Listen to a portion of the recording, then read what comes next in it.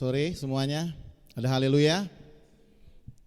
Puji Tuhan, kembali lagi kita pada hari ini. Oleh karena berkat dan kemurahan Tuhan, kita boleh ada di rumah Tuhan pada sore hari ini. Kita mau siapkan hati kita, jiwa kita untuk menyembah Tuhan, memuji Tuhan Allah yang baik, Allah yang tidak pernah meninggalkan anak-anaknya. Haleluya. Kita angkat pujian Saat Indah Ku Berhadapan Denganmu.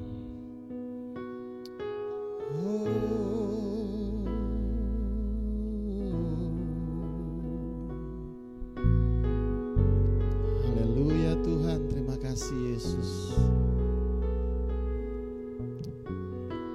Katakan, saat indah ku berhadapan denganmu. Saat indah ku berhadapan denganmu. Amin. Memandang wajahmu, Yesus kekasih jiwaku. Kau baik Tuhan. Haleluya. Bawa daku erat dalam pelukanmu, menikmati kasih dan indahnya hadiratmu. Katakan dari awal, saat indah ku berhadapan denganmu. Saat indah ku berhadapan denganmu,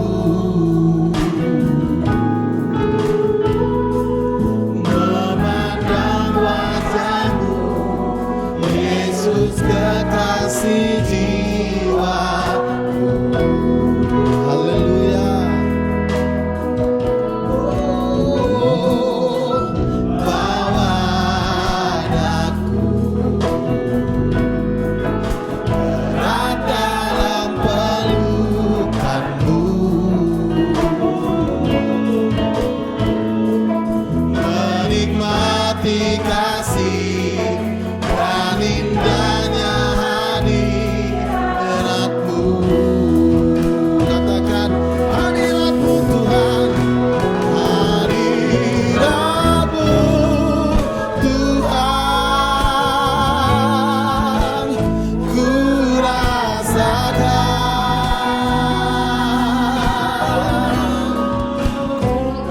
kekudusanmu Bapa, penuhiku, ku rindu selalu diam dalam baitmu, menikmati kasih anugerahmu. Haleluya. Saudara, pada sore hari ini, kalau kita ada di tempat ini, artinya kita ada di dalam rumah Tuhan. Konsentrasi kita juga tertuju hanya kepada Tuhan Yesus. Karena lagu ini katakan, memandang indah wajah Tuhan. Tinggalkan semua beban, tinggalkan semua masalah yang ada. Kita boleh konsentrasi pada hari ini, menyembah Tuhan, bertemu dengan hadirat Tuhan. Haleluya. Bukan sekedar kita hafal lagu ini saudara-saudara, tapi kita boleh angkat hati kita, kita boleh angkat jiwa kita untuk menyembah Tuhan. Allah yang luar biasa itu, hanya Dia yang patut disembah, hanya Dia yang patut dipuji sampai selama-lamanya. Saya undang kita semua bangkit berdiri, angkat pujian ini, penyembahan dengan lebih sungguh lagi. Saat indah ku berhadapan denganmu. Haleluya. memandang wajah-Mu, Yesus kekasih jiwaku. Amin Tuhan. Bawa wajah-Ku erat dalam pelukan-Mu. Haleluya. Menikmati kasih dan indahnya hadirat-Mu.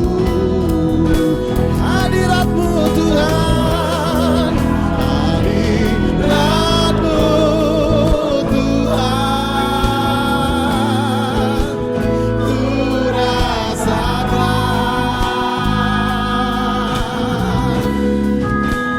kekudusan-Mu.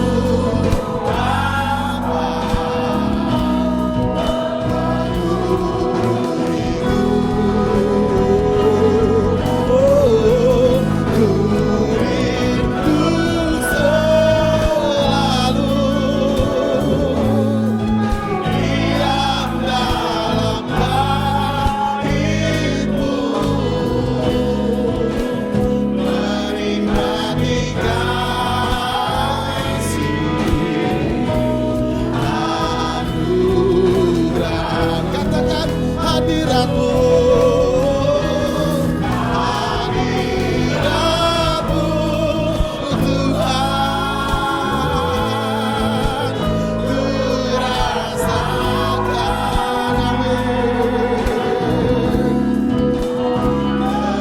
Kekudusan-Mu Bapa, penuhiku.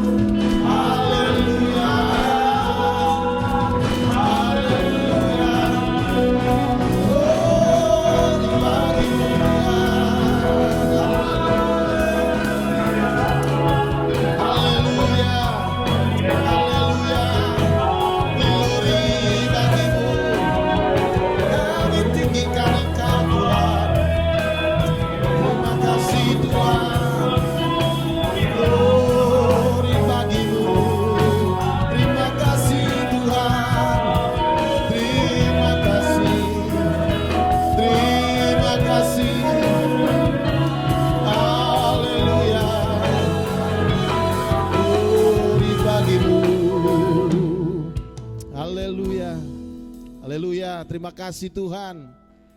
Kami bersyukur Tuhan buat segala kebaikan-Mu Tuhan.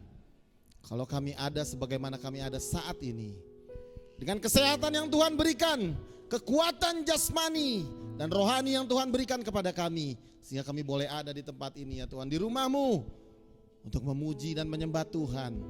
Kami bersyukur dan berterima kasih ya Tuhan, buat kesempatan yang indah bertemu dengan hadirat-Mu ya Tuhan di tempat ini.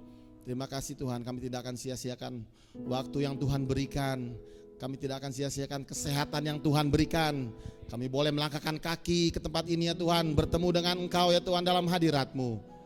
Kau pimpin ibadah kami Tuhan dengan Roh Kudus-Mu, dari awal, pertengahan hingga akhirnya. Semua dalam lindungan Roh Kudus-Mu ya Tuhan. Urapi kami semua di tempat ini ya Tuhan yang terlibat dalam ibadah pada sore hari ini. Seluruh jemaat yang ada juga Tuhan urapi dengan urapan Roh Kudus. Terima kasih Tuhan Yesus, kami mulai ibadah kami dalam nama Tuhan Yesus Kristus. Haleluya. Amin. Haleluya. Hari ini saya akan mengajak saudara untuk melihat satu renungan dari seorang pemimpin besar Israel. Bukan seorang pemazmur, tetapi dia bisa melakukan doa-doanya dan harapannya dengan cara sebagaimana orang bermazmur pada waktu itu. Mazmur pasal 90, kita baca dari ayat yang ke-12 sampai ayat yang ke-14. Mazmur pasal 90 ayat 12 sampai 14. 3 ayat yang menjadi doa juga harapan dari Musa. Ya, permintaan juga ada di sini ya, di dalam ayat ini. Dan kiranya itu juga menjadi satu perenungan kita, bahkan menjadi semacam perenungan yang bersifat prioritas ya, dari sekian banyak perenungan hidup di dalam pengiringan kita kepada Tuhan. Mazmur 90 ayat 12 sampai 14. Ajarlah kami menghitung hari-hari kami sedemikian hingga kami beroleh hati yang bijaksana. Kembalilah ya Tuhan, berapa lama lagi, dan sayangilah hamba-hamba-Mu. Kenyangkanlah kami di waktu pagi dengan kasih setia-Mu, supaya kami bersorak-sorai dan bersukacita semasa hari-hari kami. Kalau dikatakan apakah Musa sedang dalam keadaan bersedih hati, ataukah sedang dalam keadaan girang hati ketika dia mengucapkan ayat-ayat ini, ya, bukan itu sebenarnya yang menjadi tinjauannya. Hati yang sedang senang lalu mengucapkan satu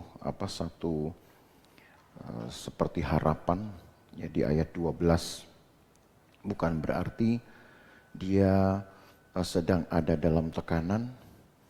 Bisa juga mungkin dia ada dalam tekanan, belum tentu juga bisa dilihat orang, ya bisa diamati orang. Ada orang yang tampak sedih tetapi tidak sedih. Ada orang kelihatannya banyak masalah dari mukanya, tapi ternyata dia nggak banyak masalah. Sebaliknya ada orang yang kelihatan orang ini girang sekali, padahal lagi banyak masalah. Ya. Itu ekspresi saudara yang bisa disebutlah yang bisa dibuat-buat. Tetapi tinjauan dalam ayat ini tidak mengarah kepada apakah Musa sedang tertindaskah, ataukah Musa sedang bahagiakah. Karena kehidupan Musa hari-harinya mungkin lebih banyak dijalani dengan berat. Ya, bukan berarti saya katakan berat hati, tapi dengan berat sekali. Sebab untuk dapat memimpin bangsa yang besar dan bahkan bangsa yang sudah dikenal sebagai bangsa yang tegar tengkuk, yang keras kepala. Mengatur orang keras kepala itu susahnya minta ampun, saudara. Bikin capek. Makanya jangan keras kepala. Ya. Sebab orang yang keras kepala melelahkan diri sendiri juga sebetulnya. Di samping melelahkan orang lain. Ya. Entah orang yang mengaturnya, entah orang yang juga mau diaturnya. Nah, di dalam ayat ini ketika Musa berkata, ajarlah kami menghitung hari-hari kami sedemikian, sehingga kami beroleh hati yang bijaksana. Karena pengalaman hidup itu dapat menggoncangkan iman. Karena pengalaman hidup kita itu dapat mempengaruhi stabilitas dari percaya kita kepada Tuhan. Dan saudara jangan lupa, saya sudah pernah menjelaskannya dalam waktu-waktu yang lalu, bahwa iman kita sangat dipengaruhi dengan apa yang kita rasa. Iman kita sangat dipengaruhi dengan apa yang kita pikirkan. Jadi, taruh kata, saudara berkata, saya orang yang rajin berdoa. Saya coba menguatkan hati saya ketika saya berdoa. Pada saat kita berdoa, mungkin kita bisa menguatkan hati, kita bisa menguasai diri, sehingga kita berdoa dengan khusyuk sekali, dan kita yakin betul bahwa yang kita takutkan tidak akan terjadi. Tapi begitu amen, dengar keluhan orang, dengar pengalaman-pengalaman serupa, mungkin ada tetangga kita atau rekan-rekan seiman kita punya pengalaman serupa, lalu cerita sama saudara, cerita yang pahit-pahitnya. Maka apa yang saudara lakukan, yang saudara minta di dalam doa-doa kita itu, bisa menjadi lain nanti sikap kita sendiri. Taruh karena kita sudah mendoakannya tiap hari. Tapi ketakutan yang juga menghiasi hati kita tiap hari, itu bisa melemahkan semangat untuk berharap kepada Tuhan. Jadi yang saya mau katakan ini adalah bahwa pengalaman hidup kita ini pengalaman yang begitu dinamis sekali. Enggak ketebak. Pengalaman yang sedih bisa membuat orang menjadi semakin dekat dengan Tuhan. Tapi bisa juga orang pahit hati dengan Tuhan. Mengerti maksud saya, saudara? Atau sebaliknya, seorang yang sedang mengalami keadaan senang, mudah buat orang itu bersyukur. Karena namanya sedang senang, sedang dapat banyak, sedang berkelimpahan. Tidak ada yang ditakutkan, karena semua ada, semua tersedia. Dia sedang sebutlah sedang berkelebihan. Dia sedang mapan. Maka tentu lebih sering atau pasti akan logisnya dia orang yang berharap kepada Tuhan, yang tenang hidupnya. Tetapi ternyata di dalam berkat-berkat Tuhan itu semangatnya untuk berharap pun bisa menjadi melemah. Kenapa? Karena gak ada yang ditakutkan. Tidak ada lagi yang dikhawatirkan. Jadi Bapak Ibu Saudara, pengalaman hidup kita dengan keunikannya ini perlu diwaspadai. Belum tentu pengalaman yang pahit membuat kita dekat dengan Tuhan. Bisa jauh dengan Tuhan. Belum tentu juga pengalaman senang membuat kita dekat dengan Tuhan. Karena kita bisa bersyukur dengan enteng. Bisa saja itu melemahkan semangat kita untuk berharap. Ngapain berharap, udah punya semua. Ngapain saya harus menggantungkan harapan? Untuk apa saya perlu Tuhan, saya nggak ada takutnya lagi. Jadi macam-macam hal. Dan itulah yang menakutkan Musa sesungguhnya. Bukan keadaan hatinya, tetapi dinamika hidupnya. Perjalanan kepemimpinannya. Karena dia tidak tahu berapa banyak berapa lama lagi dia harus memimpin bangsa ini. Maka diucapkanlah doa, Ajar kami menghitung hari-hari kami sedemikian, hingga kami beroleh hati yang bijaksana. Apa itu hati yang bijaksana? Hati yang dapat menimbang satu perkara. Hati yang dapat memutuskan perkataan dan perbuatan-perbuatan yang cocok dengan kehendak Tuhan. Itu mudahnya hati yang bijaksana. Sehingga ketika Tuhan berkati saudara, saudara tetap berharap kepada Tuhan. Itulah arti bijaksana. Ketika Tuhan izinkan pengalaman pahit datang, dan kita tidak pahit hati dengan Tuhan, tapi tetap berharap kepada Tuhan, maka itulah yang bijaksana. Jadi intinya berharap kepada Tuhan tidak boleh dipengaruhi dengan keadaan baik atau tidak baiknya kita. Tetaplah berharap kepada Tuhan. Sedang dalam keadaan baik, tetap berharap. Dalam keadaan yang tidak baik, tetaplah berharap. Lalu apakah kemudian kita berkata, kalau begitu Tuhan bisa menimpakan yang tidak baik kepada kita? Kalau begitu Tuhan bisa baik, bisa tidak dong? Kalau sewaktu-waktu Dia menimpakan yang tidak baik. Pertanyaannya bukan atas dasar kemauan kita. Tapi perhatikan ayat yang ke-14. Kenyangkanlah kami di waktu pagi dengan kasih setiamu, supaya kami bersorak-sorai dan bersukacita semasa hari-hari kami. Ini yang keadaan menyenangkan. Lalu ayat 15. Buatlah kami bersukacita seimbang dengan hari-hari Engkau menindas kami. Seimbang dengan tahun-tahun kami mengalami celaka. Lagi sekali saudara, jangan memahami ayat ini dari sudut pandang kita.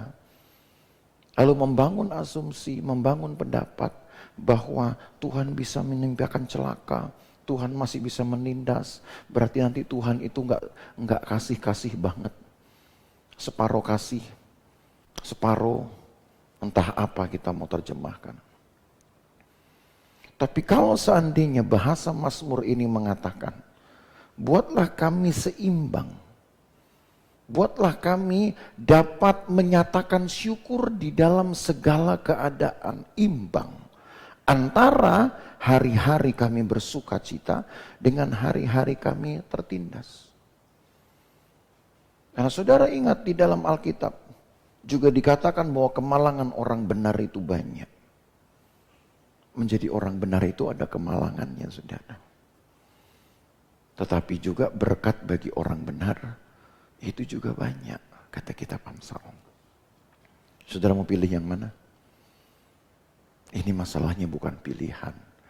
Ini masalahnya adalah paket hidup.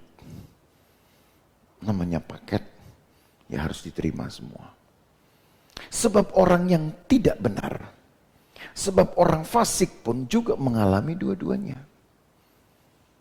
Di dalam bagian lain, di dalam kitab Mazmur pasal 73, tapi kita tidak baca, saudara.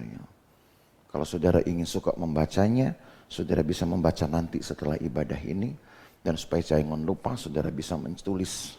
Di dalam Mazmur 73 dituliskan bahwa ada sebuah fakta dalam kehidupan yang mencengangkan atau yang bisa mendatangkan luka hati.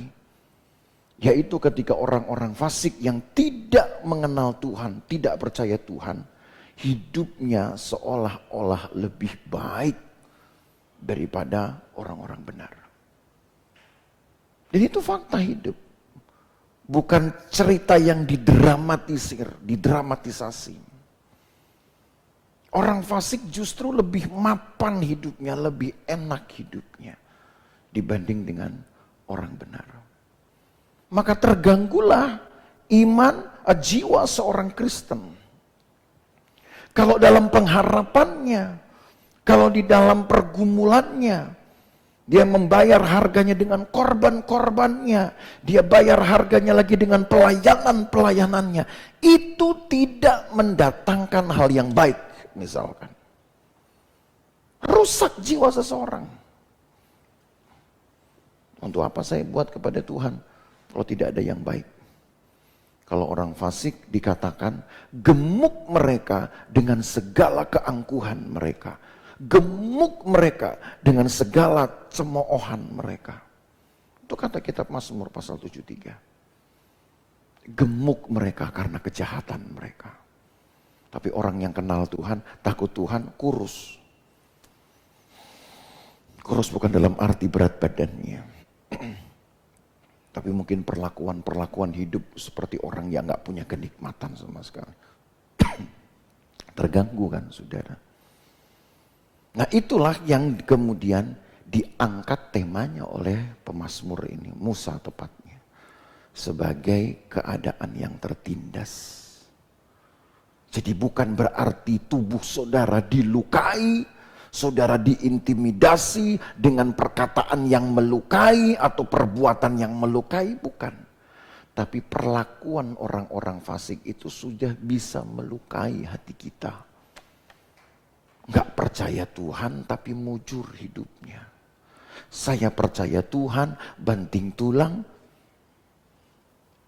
Bukannya dapat apa-apa, tulangnya yang rematik. Sudah banting tulang ini Pak. Tapi begitu juga. Dan fakta itu Tuhan izinkan masih ada sampai hari ini. Bapak Ibu Saudara.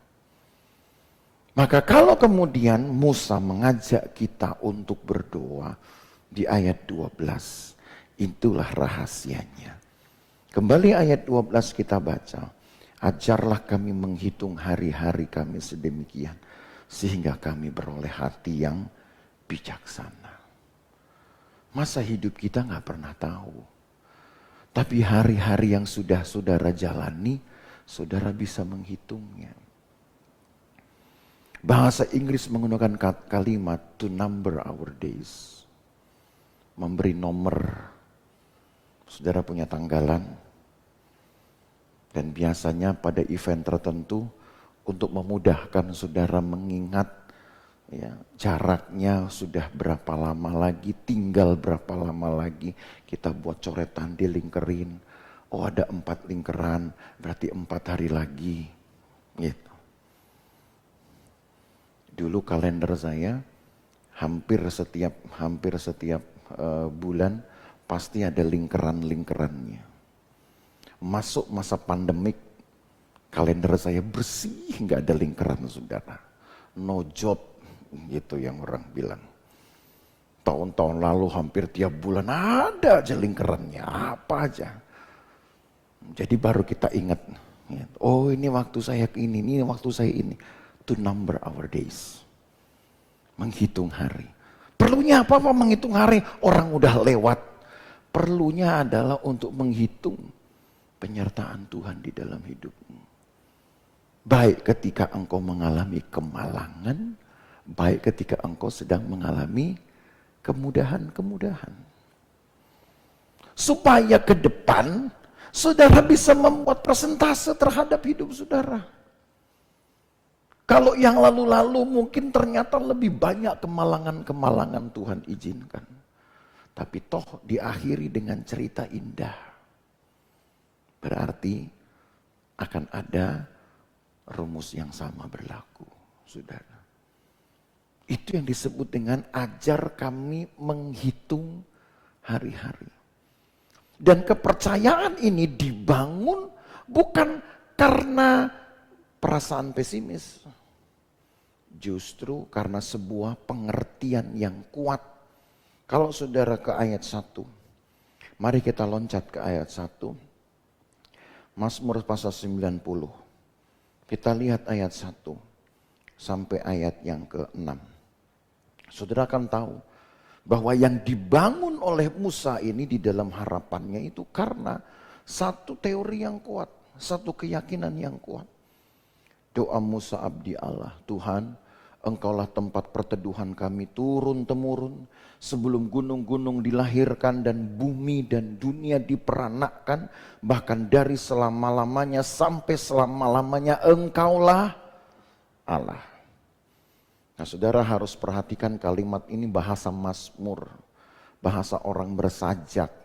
Tentu ini bahasa-bahasa perumpamaan, bahasa-bahasa perbandingan. Jadi kalau dikatakan bahwa sebelum gunung-gunung dilahirkan, ya nggak akan pernah ada gunung dilahirkan, siapa emaknya, saudara. Lalu dikatakan dan bumi dan dunia diperanakkan, juga tidak akan mungkin dalam arti yang realnya. Bahkan dari selama bumi ya dunia diperanakkan, bukan berarti bahwa keadaan dunia ini persis seperti seorang bayi yang lahir lewat satu proses. Enggak. Ini bahasa orang bersajak untuk menunjukkan bahwa kejadian atau kenyataan-kenyataan yang disebut ini ada secara luar biasa. Itu saja. Tidak mungkin gunung dilahirkan, tidak mungkin bumi diperanakkan, tapi ada juga. Maka itu menunjukkan, mengungkapkan satu fakta. Semua yang ada di dalam dunia ini, itu terjadi oleh karena ada sebuah keinginan dari seorang pencipta untuk mengadakannya. Itu satu, saudara pegang. Lalu, ayat yang ketiga. Engkau mengembalikan manusia kepada debu dan berkata, kembalilah hai anak-anak manusia. Jadi artinya Allah punya kuasa untuk mengembalikannya di dalam keadaan semula. Allah bisa bukan hanya menghancurkan, tapi mengembalikan apa yang ada menjadi seperti awalnya tidak ada. Itu buat Tuhan mudah. Maka pernah saya katakan kepada saudara, Allah yang mengawali hidup, berarti Allah juga yang berkuasa mengakhiri hidup. Allah yang punya kuasa untuk menjalankan satu sejarah peradaban. Allah sendiri yang juga bisa menghentikan sejarah peradaban itu. Allah yang bisa menciptakan langit dan bumi. Allah juga yang bisa meniadakan langit dan bumi. Dan ini akan memunculkan sebuah alasan ketergantungan. Kalau kita bergantung dengan Tuhan tuh kita tahu, Tuhan tuh bisa apa. Saudara bergantung sama orang itu gak bisa bikin apa-apa. Itu kan konyol. Saudara bergantung sama orang karena orang itu sedang kuat-kuatnya untuk menjadi gantungan hidupmu. Tapi begitu orang itu juga sedang lemah, kan tadi saya katakan pengalaman hidup itu kan unik, tiba-tiba mendadak berubah. Yang saudara anggap bisa nolong saya, rupanya dia juga perlu ditolong. Kemana saudara lari? Saudara akan ngincar orang yang penolong saya dulu. Gitu. Tadinya penolong saya adalah A.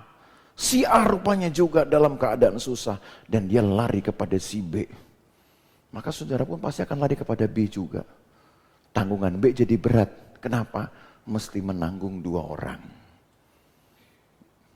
Begitu yang B juga. Terbataskan kekuatan manusia. Perlu ditolong, dia datang kepada yang C. Maka yang duang yang gandol B ini larinya ke C juga. Berarti C punya 3 gandolan, saudara. Makin lama makin berat beban hidup manusia. Dan tidak ada yang bisa menolong. Maka Musa perlu membangun dulu sebuah teori. Supaya ketika dia mendasari pengharapannya, dia bisa meyakinkan orang lain.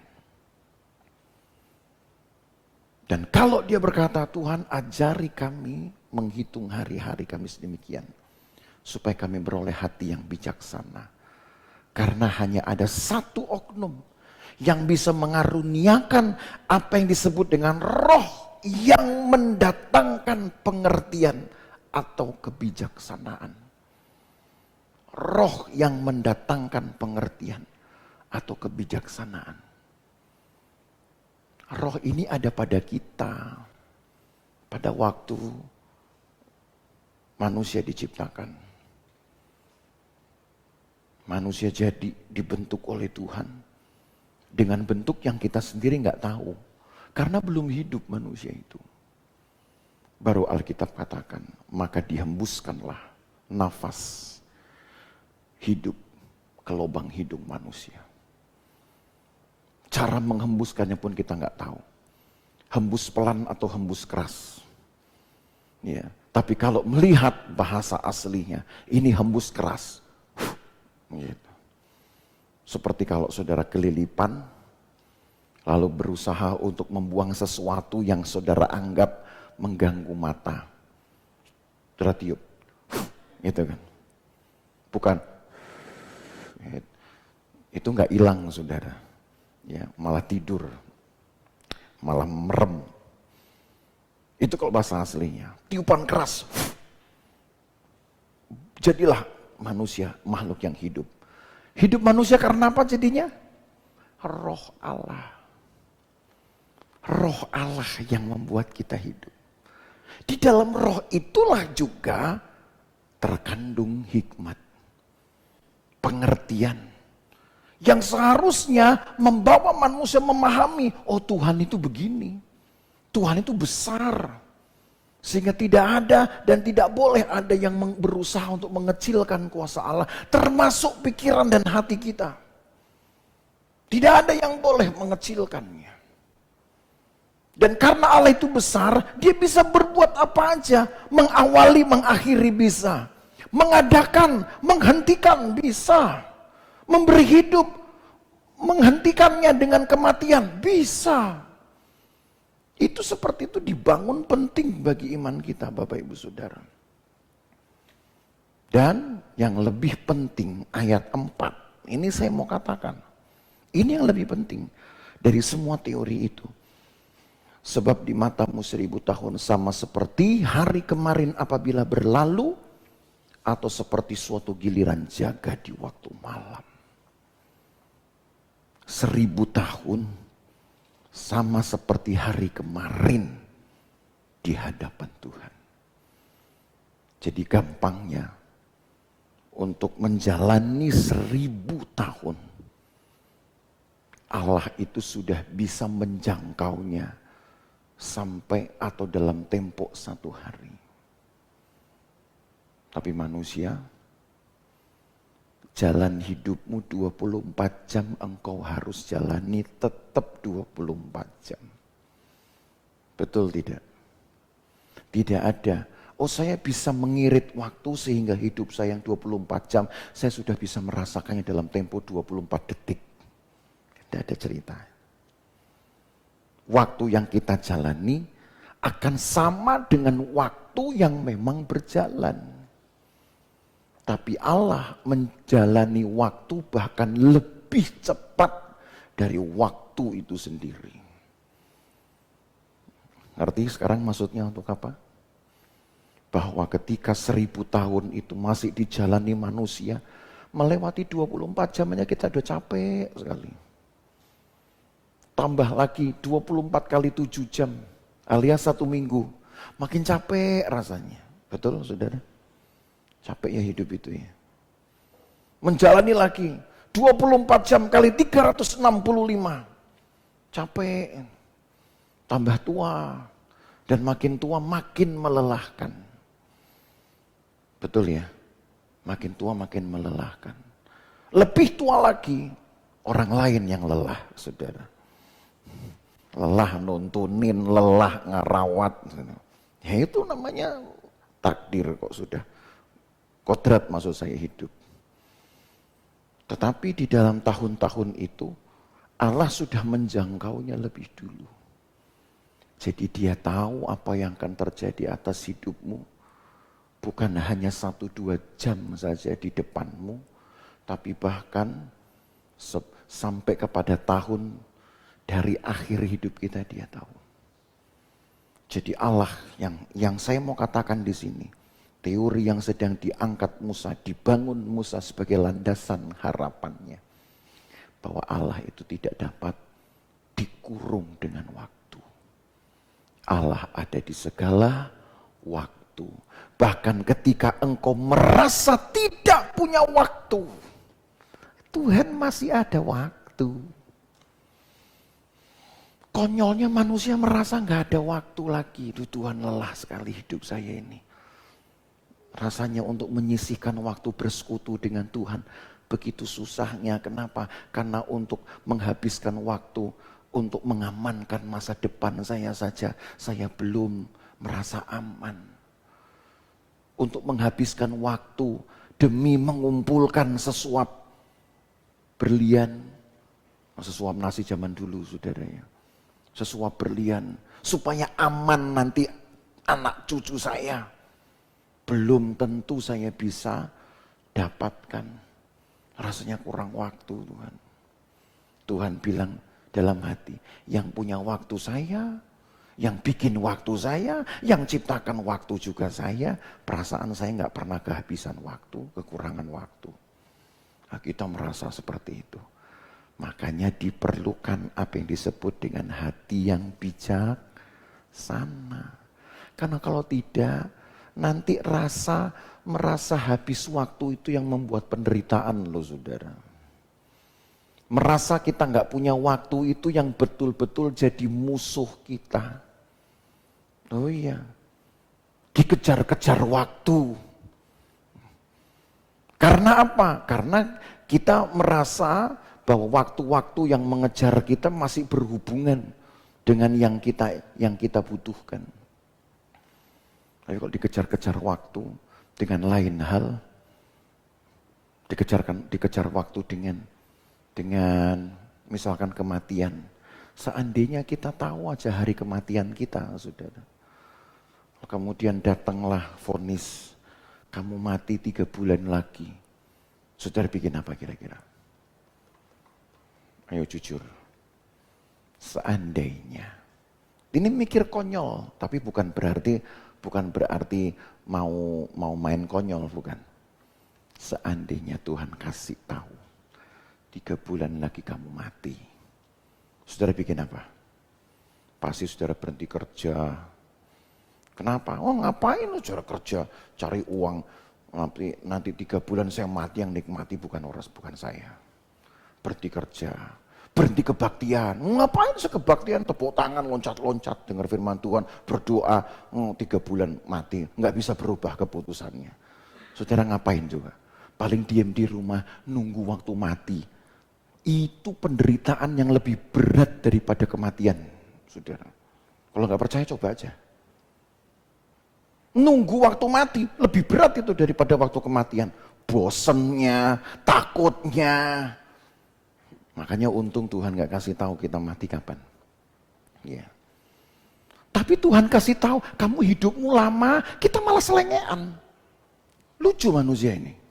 Betul ya?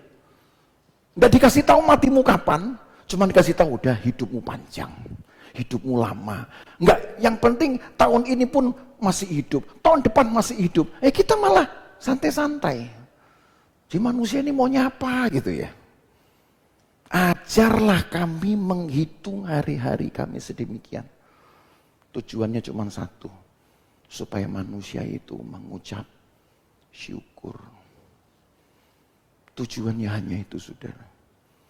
Karena tanpa ucapan syukurlah, segala macam dosa itu akan terus menggulung seperti bola salju. Makin lama makin besar. Saya kasih contoh. Roma pasal yang ke-3. Jadi bisa menggulung-gulung dia, saudara, satu kesalahan ini kepada kesalahan yang semakin berat. Roma pasal yang ke-3. Ayat 11 mulai. Roma 3 ayat 11 sampai 18. Saya baca agak cepat ya. Tidak seorang pun yang berakal budi, tidak ada seorang pun yang mencari Allah. Semua orang telah menyeleweng, mereka semua tidak berguna, tidak ada yang berbuat baik, seorang pun tidak. Sudah tidak berguna, tidak ada yang berbuat baik, tambah lagi ayat 13, kerongkongan mereka seperti kubur yang ternganga, lidah mereka merayu-rayu, bibir mereka mengandung bisa. Sudah begitu tambah lagi ayat 14, mulut mereka penuh dengan sumpah serapah. Tambah lagi kaki mereka cepat menumpahkan darah. Itu kan efek berantai. Cepat menumpahkan darah artinya apa? Saudara kan cari korban, orang yang bisa saudara telan kalau perlu. Jadi orang yang naik darah itu makan darah pada akhirnya. Hati-hati saudara, jangan sampai sering darah tinggi. Ya, naik darah, makan darah dia. 16, keruntuhan dan kebinasaan mereka tinggalkan di jalan mereka. Mereka biarin cuek. Setelah mereka susahin, mereka tidak mau tolong. Lalu ayat 17, jalan damai tidak mereka kenal. Inisiatif sudah mati. Potensi baik sudah mati. Kalau energi potensi sudah enggak ada, maka tidak akan pernah lagi ada gerak positif. Sudah. Ayat terakhir, rasa takut kepada Allah tidak ada pada orang itu. Padahal kita ini manusia yang diberi hidup karena roh Tuhan. Roh Tuhanlah yang juga menghadirkan pengertian. Sehingga di dalam pengertian itu manusia diajar lagi kembali ke dalam Mazmur pasal 90. Saya garis bawahi di sini. Saya tancapkan ayat-ayat ini supaya saudara mengerti apa yang pemazmur ingin ungkapkan. Maka ayat 12 itulah sebenarnya roh yang mendatangkan hikmat, hikmat yang mendatangkan pengertian, pengertian untuk dapat melahirkan hati yang menimbang. Ajarlah kami menghitung hari-hari kami sedemikian hingga kami beroleh hati yang bijaksana. Bijaksana itu tahu kalau saya mungkin sedang susah, maka saya tetap cari Tuhan. Bijaksana itu tahu kalau saya sedang senang, maka supaya jangan senang-senang saya ini membuat saya tertipu, membuat saya terlena, saya tetap cari Tuhan. Itu bijaksana. Bijaksana itu tahu bahwa di dalam segala keadaan saya tetap harus mempersiapkan hidup saya. Bahwa saya harus tetap merawat semua atribut-atribut kekristenan saya yang disebut dengan ketopong keselamatan, pedang roh. Saudara asah, walaupun gak ketemu musuh, itu bijaksana. Gak ketemu musuh, tapi pedang rohnya saudara asah. Bagaimana caranya asah? Berdoa supaya Roh Kudus bekerja. Makanya saya selalu bakar motivasi saudara. Berdoa untuk minta kepenuhan Roh Kudus. Gereja kita ini sudah mau ulang tahun, 100 tahun. Sekarang sudah masuk tahun ke-100. Ya. Sudah masuk tahun ke-100, tapi belum genap 100 tahun. Masih nunggu 6 bulan lagi. Dan akan dirayakan nanti di Bali. Bulan 2. Tahun 2021. Mau ikut ke Bali, saudara? Nabunglah. Pengen merayakan GPDI 100 tahun. Sudah 100 tahun loh gerakan Pantekosta masuk di Indonesia. Dan bahkan bukan hanya di Indonesia. Meluas sampai ke mancanegara. Tapi pertanyaannya yang merisaukan adalah efek dari gerakan itu apa? Karena gerakan itu kalau enggak menghancurkan ya membangun. Gerakan-gerakan itu kalau tidak menghidupkan ya malah justru bikin kacau balau. Kita berkata, oh enggak mungkin. Gereja Pantekosta itu adalah gereja yang dibangun di atas kebenaran firman. Oh ya pasti kita jaga itu. Ya tapi pribadi-pribadinya ini. Secara organisasi umur boleh 100. Tapi pribadi-pribadinya ini sudah pantas belum menyandang umur 100. Kenapa? Karena ada yang sudah tua masih kelihatan kekanak-kanakan. Gitu. Ada yang masih kanak-kanak, kelihatan sok tua. Ngerti maksud saya, saudara? Sudah harusnya dewasa iman, tapi di hadapan Tuhan masih merengek terus. Nanti kena sentil sedikit, tersinggung. Begitu tersinggung, tinggalkan Tuhan. Ini yang jadi masalah siapa? Yang kena masalah siapa? Coba ini. Nah seperti yang lain lagi yang saya bilang, masih anak-anak kelihatan sok tua. Kayak paling pinter aja dia, paling tahu banyak hal. Tapi nggak bikin apa-apa. Manusia ini kadang saya, gimana lah Tuhan ya. Ini kita mesti dewasa, betul-betul hidup di fase usia yang sesungguhnya. Bijak. Belum perang, enggak perang, tapi firman tetap diasah. Kenapa? Siapa tahu nanti firman Tuhan itu akan menolong kita sendiri ketika kita mungkin sedang dalam keadaan tiba-tiba saja. Dalam keadaan yang perlu pertolongan, nggak ada orang yang tolong, saudara ingat ayat. Atau tiba-tiba saudara diperhadapkan kepada satu situasi, orang datang kepada saudara minta tolong. Minta tolong dong kasih satu kata penguat yang bisa menguatkan hati saya sudah mau mati ini rasanya. Saudara bilang, tunggu ya, khotbah minggu lalu tuh ada ayat bagus, ntar saya lihat dulu, mati itu orang saudara, kelamaan nungguin kita. Saudara ingat, wah saya ingat langsung Yosua 1 ayat 7, kuatkan dan teguhkan hatimu, itu orang selamat loh saudara. Simpel kan kelihatannya. Makanya kita datang ibadah, kita juga buat hidup kita itu terisi dengan benar, terisi dengan baik, firman dan pekerjaan Roh Kudus. Karena hidup ini kan untuk bersaksi. Sederhana tuntutannya. Kamu hidup itu untuk bersaksi. Karena hidup itu datang dari suara Tuhan. Jadilah alam semesta, jadilah langit, jadilah bumi, jadilah cakrawala. Jadi cuma dengan suara Allah membuat segala sesuatu ada. Maka prinsipnya kita yang ada menjadi bagian dari ciptaannya. Hiduplah dengan bersuara. Suarakan dulu doamu kepada Tuhan. Suarakan kesaksianmu kepada Tuhan. Kan enak itu. Jangan diem aja. Kita nggak tahu nih orang ini lagi marah, lagi sakit gigi, sakit perut, nggak ada yang tahu. Diem aja. Tanya pagi Pak. Sore Pak, malam Pak, ekspresinya nggak berubah. Lama-lama yang sakit mata kita. Jadi artinya saudara hidup itu simple. Dimulai dengan suara, saudara isi dengan suara. Suarakanlah saudara punya pengharapan. Suarakanlah saudara punya kekuatan untuk bersaksi. Suarakan. Karena memang hidup itu harus seperti itu. Maka ketika kita tahu bahwa suara saya sudah mulai lemah.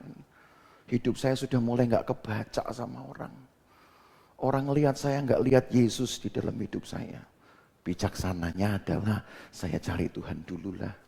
Saya kenyangkan hari-hari saya dengan firman Tuhan dulu. Makanya saya katakan, ambil waktu untuk baca kitab suci. Hari Sabtu kemarin ketika saya mau konseling salah satu pasangan yang mau menikah. Saya katakan, kamu nih buka Alkitab aja susah. Bingung. Pak gimana caranya saya bisa lancar? Saya bilang sering-sering berhadapan dengan Alkitab.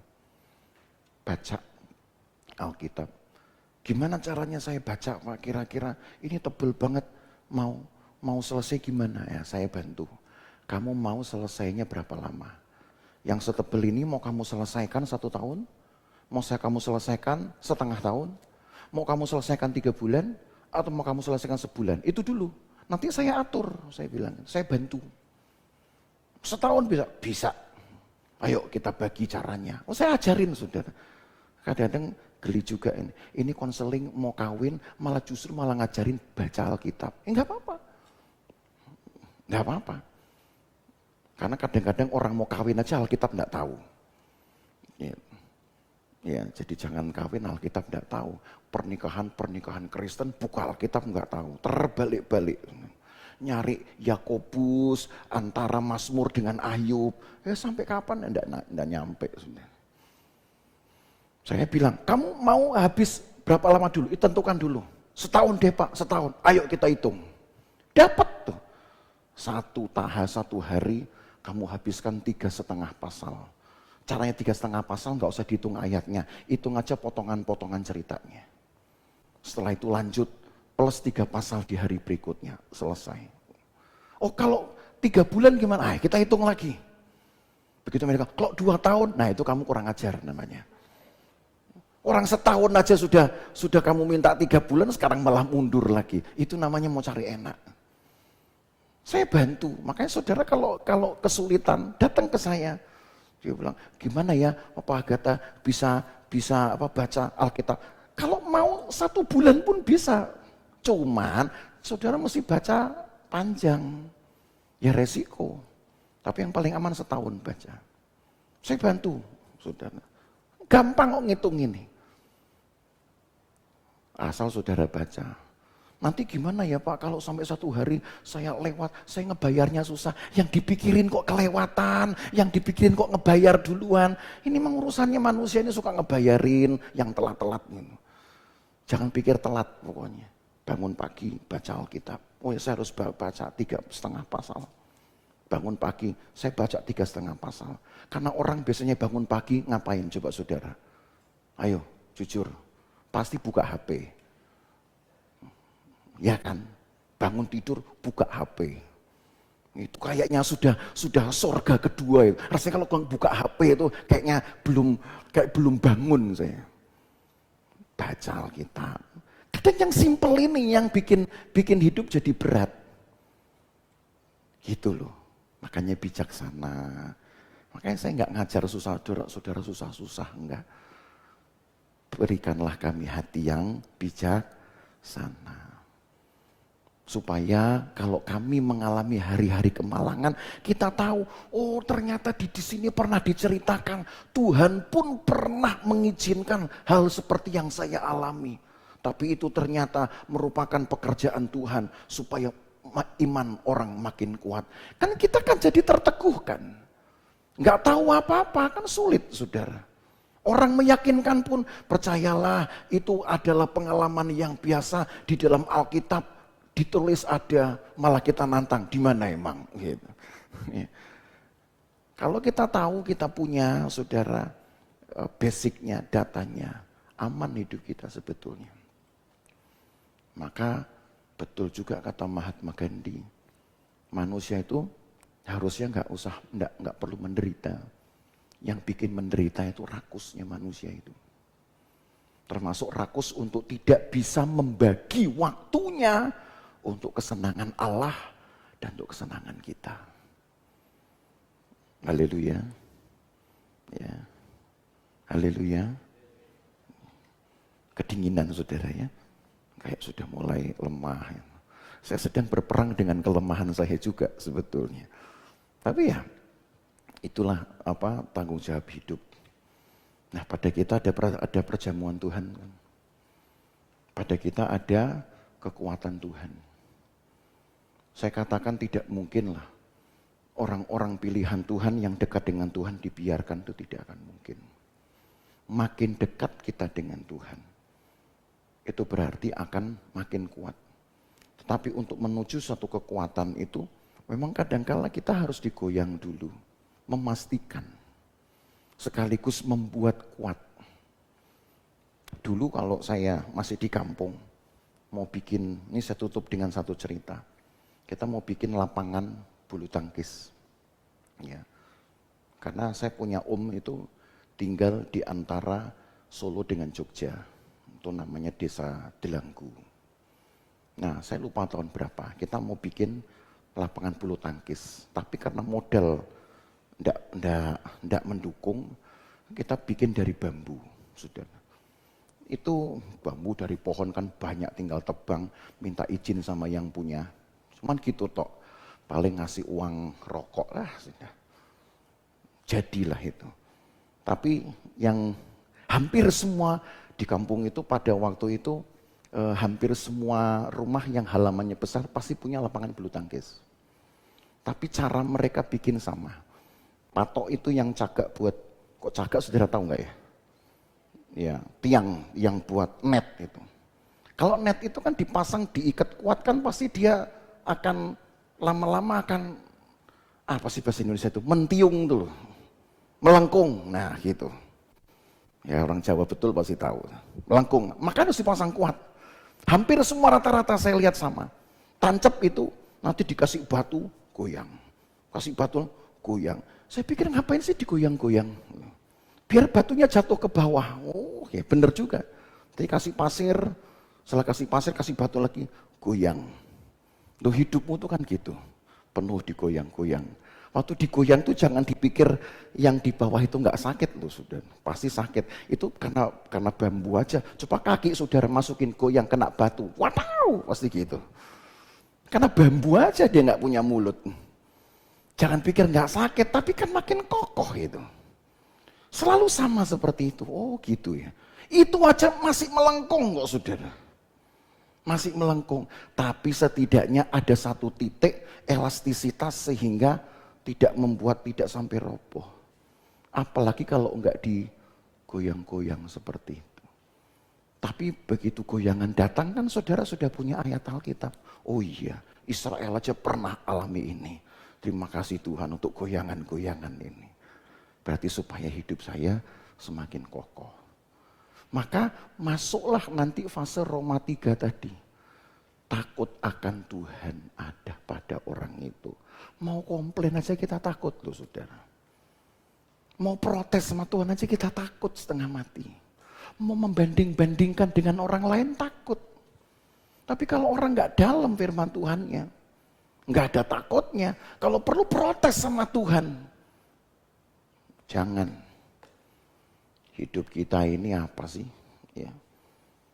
Kalau Tuhan masih bisa pertahankan hidup kita sampai hari ini, itu baru kita bahasakan dengan kata kemurahan Tuhan. Tapi sejalan dengan itu bagi kita sendiri perlu yang disebut dengan pengertian atau kebijaksanaan. Apa tujuannya? Supaya manusia bisa mengucap syukur. Enggak dikasih apa-apa mengucap syukur. Makanya saya itu orangnya enggak pernah protes. Enggak pernah mau protes. Dapat bagus enggak saya doakan. Doakan Tuhan, sadarkan dia. Sadarin dia. Saya enggak mau ngomong. Sadarin dia. Kalau sampai enggak sadar ya sudah Tuhan punya maksud. Enak toh. Ya. Jadi Bapak Ibu Saudara, marilah kita berdoa dengan doa Musa. Sebab apapun yang kita alami, Alkitab bilang itu mengejutkan kita. Belum tentu kita bisa bertahan. Tapi kalau kita mengasah firman Tuhan dalam hidup kita, kita asah terus. Kita baca. Jangan saudara pikir perlunya apa ya saya baca, pendeta saya bukan. Baca-baca Alkitab sampai banyak-banyak, sampai lengkap. Ngapain gitu? Pendeta bukan, emang saya mau khotbah. Loh memang baca Alkitab itu untuk khotbah, kan gak ada ayatnya. Bacalah Alkitab kalau engkau mau jadi pengkhotbah, kan gak ada. Yang ada bacalah firman Tuhan, renungkan siang dan malam, maka Tuhan akan memberikan buah-buah di dalam masa pertumbuhan itu. Kan itu Mazmur pasal 1. Yang kesukaannya Taurat Tuhan. Makanya ada lagu berkata, kalau kita mau tumbuh, maka ya, kenali firman Tuhan. Yang dicari orang apa? Firman, jangan yang lain. Maka engkau akan mendapatkan sumber kehidupan itu. Tuhan memberkati kita, Bapak Ibu Saudara. Mari kita bangkit berdiri.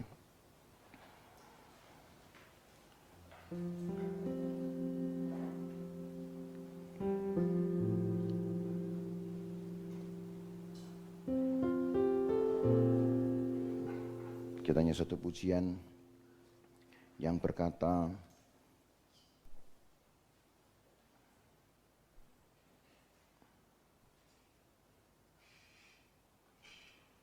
Kalau ku hidup bagimu. Itu lagu apa ya?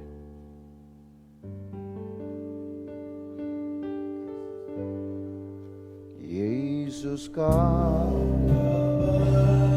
kebenaran yang menyelamatkanku. Kau memberikanku hidup dan pengharapan.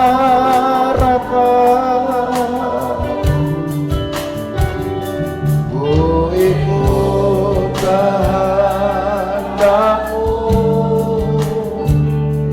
ku perlu anugerah-Mu.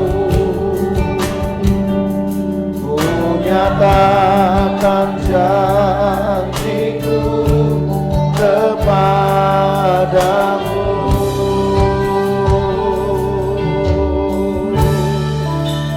Kalau ku hidup bagimu, hatiku tetap menyembahmu. Dunia tak bisa menjauhkanku dari kasih-Mu.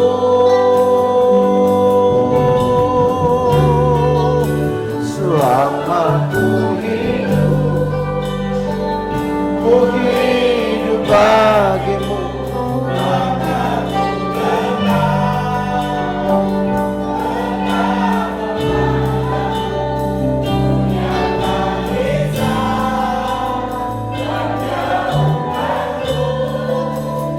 Dari kasih-Mu. Yesus adalah kebenaran kita, saudara. Tidak ada yang bisa membenarkan perilaku kita, walaupun saudara melakukan kebenaran. Orang masih bisa memfitnah saudara, tapi Yesus membenarkan karena Dia kebenaran. Hidup dan pengharapan,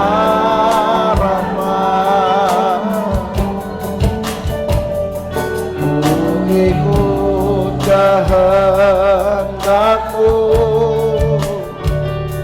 ku perlu anugerah-Mu. Ku nyatakan janjiku kepadamu.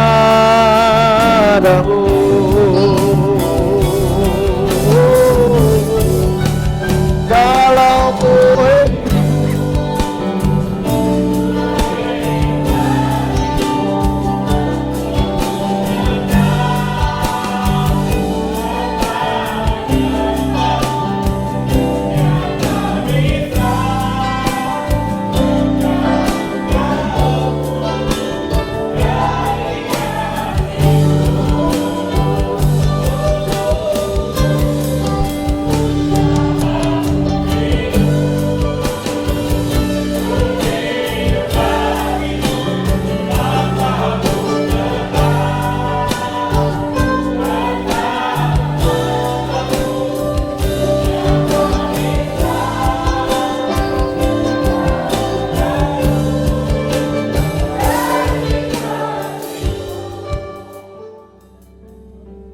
terima kasih Tuhan Yesus.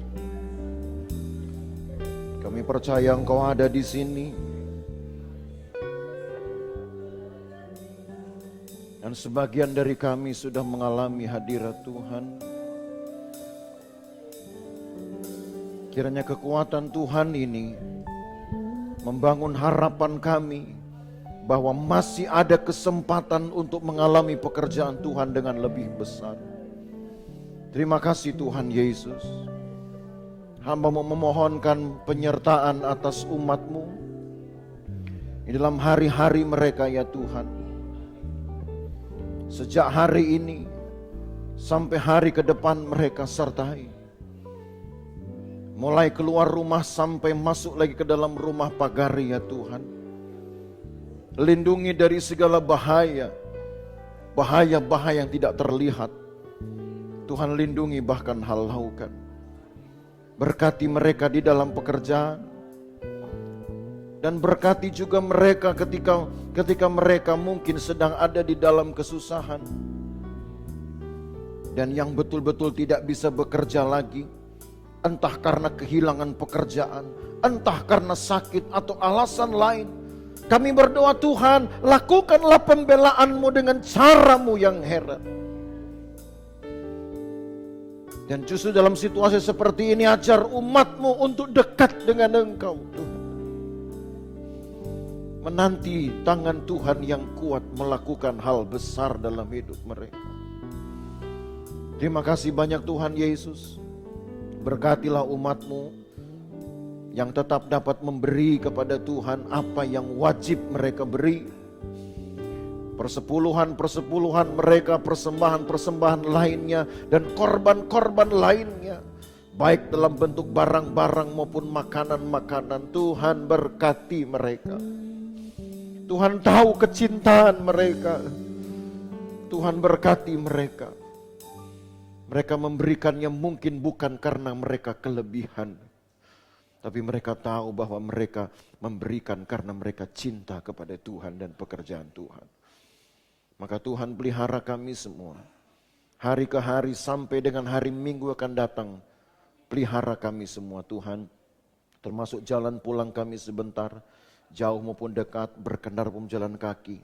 Tuhan jagai, Tuhan halaukan segala bahaya, celaka, perbuatan jahat orang lain. Kami tiba di rumah dengan segala selamat. Yang perlu ditolong, Tuhan tolong. Dengan iman kami bersama, kami berdoa di dalam nama Yesus. Kalau ada yang sakit, sembuhkan Tuhan.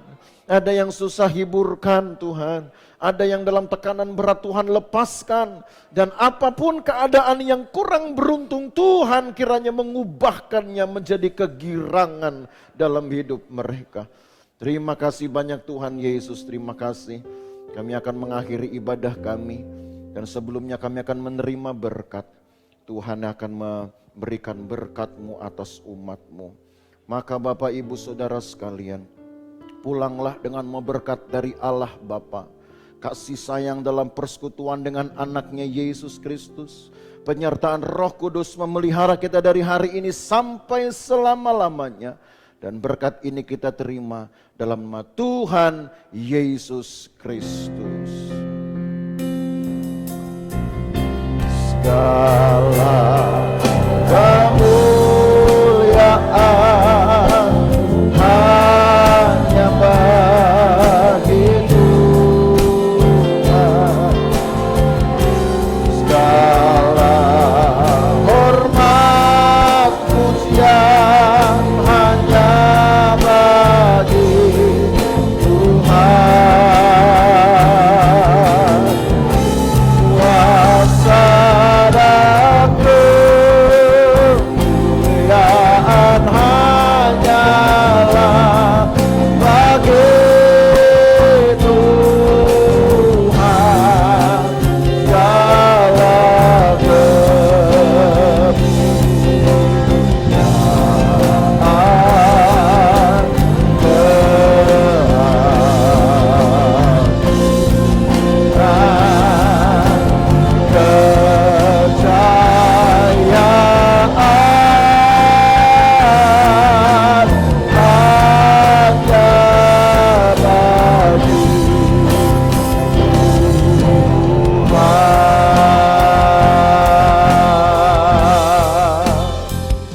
Jemaat yang diberkati, bersama kita berkata, amin.